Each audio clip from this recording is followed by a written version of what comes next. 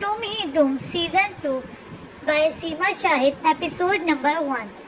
सलमा की सख्त रात थी। खिड़की के शीशों से बर्फ गिरती नजर आ रही थी। मौसम की सख्ती अपने उरूज पर थी। अपने 46 साल का खुश शक्ल आदमी, कद लंबा, भूरे बाल, भूरी आंखें, कनपट्टी पर हल्की सी सफेद बालों की तह जो उसके ग्रेस में मजीद इजाफा कर रही थी, तेजी से एक छोटे ब्रीफकेस में सामान रख रहा था। पहले उसने चंद यूएसबी डिवाइस रखी, फिर वो कमरे के दाखिली दरवाजे की जाने बढ़ा और दाहिनी दीवार को एक मखसूस तरीके से दबाया तो एक खलासा पैदा हो गया जहाँ से नीचे तह खाने में सीढ़ियाँ जाती नजर आ रही थी। वो तेजी से सीढ़ियाँ उतरता नीचे पहुँचा। ये एक जदीद और वसी लेबॉर्ट्री थी जहाँ जगह जगह कंप्यूटराइज्ड स्कैनर्स लगे हुए थे, स्क्रीन लगी हुई थी।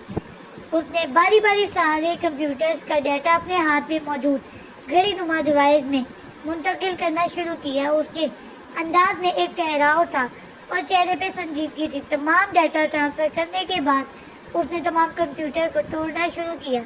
पूरी लेबॉर्ट्री को तहस नहस करने के बाद उसने साइड टेबल पर पड़े पेट्रोल कैन को उठाया और एक बार पूरी अलविदाई नज़र अपनी लेबॉर्ट्री पर डालकर पूरी लेबॉर्ट्री में पेट्रोल छिड़क दिया।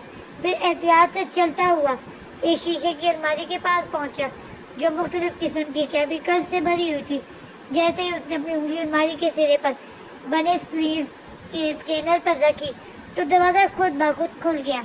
वो तेज़ी से तमाम केमिकल्स पर निगाह दौड़ा रहा था। सारे केमिकल्स में से उसने एक प्लेटिनम की बनी सिलेंडर नुमा बोतल उठाई जिस पर यूरेनियम लिखा हुआ था और फिर अलमारी के अंदर भी पेट्रोल छिड़क दिया। सारे कामों से फारिग होकर वो ऊपर आया और सिलेंडर नुमा बोतल ब्रीफ केस में डाली और घड़ी से मुशाबे आला जिसमें सारा डाटा उसके सारी तहकीक महफूज थी अपनी कलाई पर बांधा। अभी वो अपने कामों में मसरूफ था जब उसे बाहर कुछ लोगों के कूदने की आवाज़ आई। उसने तेजी से ब्रीफ केस थामा और पूरे कमरे में पेट्रोल छिड़का। तभी कमरे के दरवाजे पर टकरे मारने की आवाज़ें आना शुरू हो गई। वक्त कम था। उसने तेजी से माचिस चलाई और तय खाने की सीढ़ियों की तरफ फेंकी और दूसरी जलाकर कमरे में फेंककर तेजी से उछलकर बाएं दीवार पर किक मारी जहां एक खला पैदा हुआ। वो तेजी से उस खला के अंदर दाखिल हुआ। कमरे और तय खाने में आग भड़क चुकी थी और नीचे केमिकल्स की मौजूदगी की वजह से आग के शोले पूरी शिद्दत से भड़क उठे थे। तभी दरवाज़ा टूटा और धक्के से चंद सफेद फौम अफराद अंदर दाखिल हुए और अंदर दाखिल होते ही भड़कती आग का निशाना बन गए। उसने तेजी से दीवार का खला बंद किया और अंधेरी सुरंग में भागना शुरू कर दिया। Scene change. वक्त बहुत कम था। वो ज़ेरे ज़मीन सुरंग में भागे जा रहा था। काफ़ी लंबी मुसाफत के बाद उसे सुरंग का इख्तिताम एक बड़े से काले पत्थर पर हुआ। उसने रुक कर अपनी सांस को हमवार किया और फिर ब्रीफ केस ज़मीन पर रख कर उस पत्थर को सुरंग के दरवाजे से हटाने लगा। इस उम्र में भी वो काफ़ी जाजिब नज़र और सख्त जान था, बल्कि उसके हम उम्र काफ़ी सारे साथी तो अभी तक फील्ड में काम कर रहे थे। पत्थर के हट जाने के बाद उसने ब्रीफ केस उठाया और अपनी जेब से जदीद सा का टाइम बम निकाल कर 20 मिनट का टाइम सेट किया और उसे सुरंग में छोड़ना नहीं चाहता। वो अपने कोई भी सुरंग में लाइन स्किप हो गई। उसे सुरंग में लुढ़का दिया। वो अपना कोई भी निशान छोड़ना नहीं चाहता था। पत्थर को वापस सुराख पर रखकर वो इत्मीनान से नाग की सीध में चल पड़ा। चंद मील के फासले पर कच्ची आबादी के पास एक वीरान झुग्गी थी। वो मोहताज अंदाज में चारों तरफ देखता। झुग्गी के अंदर दाखिल हुआ। ये उसका अपना बनाया हुआ सेफ हाउस था। अंदर दाखिल होते ही उसने पलंग के नीचे से एक बोसीदा सा संदूक निकाला जिसमें पठानी कमीज शलवार और साफा रखा था। उसने अपने कपड़े तब्दील किए और चेहरे पर नकली मूंछों और मलमसे का इजाफा किया। चंद रोज में उसका शेव करना हो जाना था, पर तब तक के लिए उसने जारी मूंछों का सहारा लिया। अब वो देखने में एक खस्ता हाल पठान का रूप धरे हुए था। एक गहरी सांस लेकर उसने सारा सामान लपेटा और खुद बड़े आराम से उस जुलंगे पलंग में लेट गया। उसे रात गहरी होने का इंतजार था ताकि वो वजीरिस्तान से निकलकर چمن بارڈر کی طرف جا سکے۔ سین چینج، پورے کمرے میں چاروں طرف گلابی گلاب تھے اور کمرے کے وسط میں سفید لباس میں ملبوس اپنے گھنے گھنے سنہری بالوں کو کھولے بڑی بڑی سبز آنکھیں جھپک دی اس کی محبوب بیوی۔ واہ کیا بات ہے جانا، اتنے گلابوں کے ساتھ میرا استقبال، خیریت تو ہے نا؟ اتنی دیر سے آئے ہیں، میں کب سے انتظار کر رہی تھی، وہ ناز سے بولی۔ وہ دھیرے سے مسکراتے ہوئے اس کے پاس آیا اور اسے دونوں بازوؤں سے تھام کر اپنے سامنے کیا، پر اس نے اپنا چہرہ جھکا لیا۔ ناراض ہو جانا؟ وہ کچھ نہیں بولی تو اس نے دھیرے سے اس کے خوبصورت نازک سرخوں سفید چہرے کو اپنی انگلی سے اوپر اٹھایا اور اس کی سبز آنکھوں میں جھانکتے ہوئے دھیرے سے دلکشی سے گمبھیر لہجے میں بولا، it's your birthday and you deserve some me time. That's right, meet me for dinner date. We will do whatever you want and it's on me. وہ اس کے دلکش انداز میں وش کرنے پر دھیرے سے مسکرائی، پھر اس کے کشادہ وسیع سینے میں منہ چھپا کر آنکھیں موند گئی۔ ابھی وہ دونوں ایک دوسرے کی آغوش میں گم تھے، تبھی کسی بچے کی رونے کی آواز آنی شروع ہو گئی تو وہ تیزی سے الگ ہوئی۔ اوہ گاڈ، یہ اٹھ گئی، چلے آپ تیار ہوں، پھر ڈنر کے لیے نکلنا ہے۔ یہ کہتا وہ الگ ہونا ہی چاہتی تھی کہ اس نے کلائی سے پکڑ کر اسے اپنی طرف کھینچا اور اس کے ماتھے پر اپنے پیار کی نشانی ثبت کرتے ہوئے چینج کرنے چلا گیا۔ وہ اپنی گود میں چند ماہ کی خوبصورت گول مٹول بچی کو بہلا رہی تھی جب وہ لباس بدل کر باہر آیا اور تیزی سے لپک کر اس کے پاس آ کر بچی کو اپنی گود میں لیا۔ وہ چھوٹی سی بچی اپنے باپ کی آغوش میں آتے ہی خاموش ہو گئی۔ مائی پرنس، مائی ڈال، اس نے اپنی سبز آنکھوں والی گڑیا کو پیار کیا۔ تبھی دروازہ ناک ہوا اور ایک کیوٹ سا بچہ اندر داخل ہوا اور سنجیدگی سے گویا ہوا، چاچو بیبی رو رہی تھی کیا؟ ہاں، کیا ہوا؟ Do you need my help? چاچو کی جان، بیبی ٹھیک ہے۔ ایسا کرو تم بیبی کو لے کر احتیاط سے باہر جاؤ، میں اور تمہاری چاچی ابھی آتے ہیں۔ اوکے چاچو، یہ کہہ کر اس نے بڑی احتیاط سے بچی کو تھاما اور باہر چلا گیا۔ مائی ڈیئر ہسبینڈ، یہ آپ کا ٹائیگر مجھے اپنی گڑیا کے لیے بہت اچھا لگتا ہے، وہ کوئی لہجے میں کہہ رہی تھی۔ تبھی اس نے ہاتھ بڑھا کر اپنی محبوبہ اپنی بیوی کو تھامنا چاہا تو وہ ایک دم غائب ہو گئی۔ اندھیرا سا چھا گیا، وہ تیزی سے اٹھ بیٹھا۔ پوری جھگی میں اندھیرا چھایا ہوا تھا اور وہ خود پسینے پسینے ہو رہا تھا۔ اس نے اپنا ہاتھ پر بندے زیڈم کی گھڑی نما آلے کو دیکھا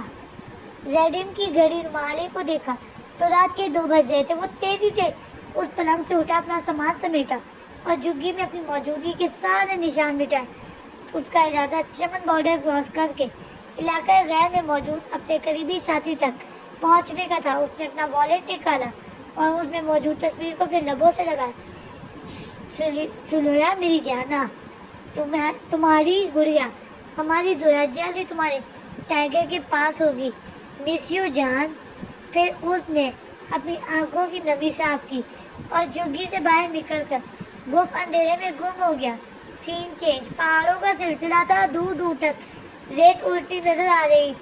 روس کی سرحد سے ایک جیپ چمن کے علاقے میں داخل ہوئی۔ اس جیپ میں 2 افراد سیاہ رنگ کے مقامی لباس اور چہرے کو مفلر سے مکمل طور پر ڈھکے بیٹھے تھے۔ جیپ کا رخ اندر آبادی کی طرف تھا۔ پتلی تنگ گلیاں، کچی پکی سڑکیں اور دونوں طرف بنے مٹی کے کچے پکے گھر اور ہر گھر کی چھت پر توپ بندوقیں دور سے نظر آ رہی تھی۔ ایک بوسیدہ سی جھگی کے پاس جیپ رکی اور دونوں سوار نیچے اترے۔ جھگی کے پاس بچے بندوقوں سے کھیل رہے تھے۔ جھگی کی کھڑی سی جدید مشین گن کی نالی نظر آ رہی تھی۔ کہنے کو تو یہ مملکت پاکستان کا علاقہ تھا، مگر یہاں پر کوئی قانون اور حکومت نہیں تھی۔ ابھی وہ دونوں دروازے پر پہنچے ہی تھے کہ ایک ادھیڑ عمر آدمی باہر نکلا اور بڑی گرم جوشی سے ان کی طرف بڑھا۔ ویلکم، اور ان دونوں کو لے کر آگے اندر بڑھ گیا۔ اندر سے وہ جھگی ایک محل سے کم نہیں تھی۔ قیمتی دبیز قالین، جدید LCD مانیٹرز، دنیا کی ہر جدید شے اندر موجود تھی۔ وہ انہیں ایک پرتعیش کمرے میں لے کر آیا۔ آپ لوگ اب آرام سے اپنا کام کرو، کسی بھی چیز کی ضرورت ہو تو ہم باہر بیٹھا ہے۔ اس آدمی کے جانے کے بعد ان دونوں نے اپنی جیکٹ اور مفلر اتارے وہ دونوں ہی تقریباً 28-29 سال کے اچھی اٹھان لمبے قد کاٹ والے جوان تھے۔ کیپٹن ٹریکنگ ڈیوائس کو کمپیوٹر سے لنک کرو، میں جب تک ہیڈ کوارٹر اطلاع کرتا ہوں۔ وہ ٹرانسمیٹر پر فریکوینسی سیٹ کرتے ہوئے بولا، agent X here, password please. Over. Password کے تبادلے کے بعد وہ بولنا شروع ہوا۔ ایجنٹ دلاور رپورٹنگ، سر ہم ٹارگیٹ پر پہنچ گئے ہیں۔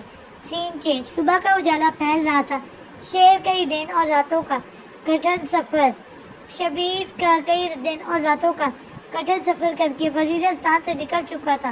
آس پاس کے سارے علاقوں میں راہ اور دوسرے ایجنٹ پھیلے ہوئے تھے۔ اسے ہر وقت ہر قیمت پر چمن پہنچنا تھا۔ تبھی اس کے کان سے لگا منی بلوٹوتھ کی شکل کا ٹرانسفارمر سگنل دینے لگا۔ وہ جلدی سے ایک ٹیلے کی آڑ میں ہوا۔ شبیر مائی مین، آرمی انٹیلیجنس کے 2 آفیسرز چمن پہنچ چکے ہیں، تم بتاؤ آگے کیا کرنا ہے۔ اوور۔ ایجنٹ ایکس، اب تک کی اپ ڈیٹ رپورٹ۔ شبیر، آپ کو مردہ قرار دے دیا گیا ہے، لیبارٹری جل کر راکھ ہو چکی ہے۔ ISI بھی آپ کو مردہ قرار دے چکی ہے۔ بہت خوب، اب آپ اپنے ایجنٹس کا مجھ سے رابطہ کروا دیں۔ چند ہی سیکنڈ گزرے ہوں گے کہ ٹرانسفارمر سگنل دینے لگا۔ شبیر ہے، over. Sir, agent Dilawar at your service sir. ایک پرجوش آواز آئی۔ ایجنٹ دلاور، حالات توقع سے زیادہ خراب ہیں، میں ایک فریکوینسی بھیج رہا ہوں، اس کے پاسورڈ ڈال کر ایکٹیویٹ کریں اور مجھے رپورٹ کرتے رہیں۔ Over and all. یہ کہہ کر شبیر نے رابطہ منقطع کیا اور احتیاط سے چاروں جانب دیکھتا آگے بڑھ گیا۔ ایجنٹ دلاور نے رابطہ منقطع ہونے کے بعد کیپٹن حمید کو دیکھا اور ساری بات بتا ہی رہا تھا کہ انہیں شبیر کی جانب سے ایک فریکوینسی ریسیو ہوئی۔ وہ دونوں جلدی سے اسے ایکٹیویٹ کرنے میں لگ گئے۔ تھوڑی ہی دیر میں کمپیوٹر اسکرین پر منظر روشن ہو گیا۔ واللہ یہ تو کیمرہ ٹریکر ہے۔ کمرے کا منظر تھا، چھت اور چھت پر چمکتے شیشے صاف نظر آ رہے تھے۔ دلاور، یہ کیمرہ جس کسی نے بھی پہنا ہوا ہے وہ لیٹا ہوا یا تو بے ہوش ہے یا سو رہا ہے۔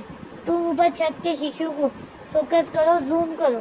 کمپیوٹر شیشے کو فوکس کر رہا تھا۔ دیکھتے ہی دیکھتے ایک دلکش سرخ و سفید چہرہ اسکرین پر روشن ہوا۔ آنکھیں بند تھیں اور سنہری لمبے بال تکیے پر پھیلے ہوئے تھے۔ گھنی سنہری پلکیں گلابی گالوں پہ سایہ فگن تھی۔ قدرتی سرخ ہونٹ آپس میں جڑے ہوئے تھے۔ ماشاءاللہ، یہ ہونٹ کون ہے؟ ایجنٹ دلاور بڑبڑایا۔ ایجنٹ دلاور، لوکیشن ٹریس ہو گئی ہے؟ یہ قطر میں موجود قطری شہزادے کا محل ہے۔ کیپٹن نے حمید پرجوش آواز میں گویا ہوا۔ دلاور نے فوراً شبیر کو رپورٹ دی۔ دلاور، چارٹر پلین سے فوراً قطر نکلو۔ قطری شہزادہ، یہ بھروسہ نہیں کیا جا سکتا۔ وہاں پہنچ کر مجھے اطلاع دو۔ جاری ہے۔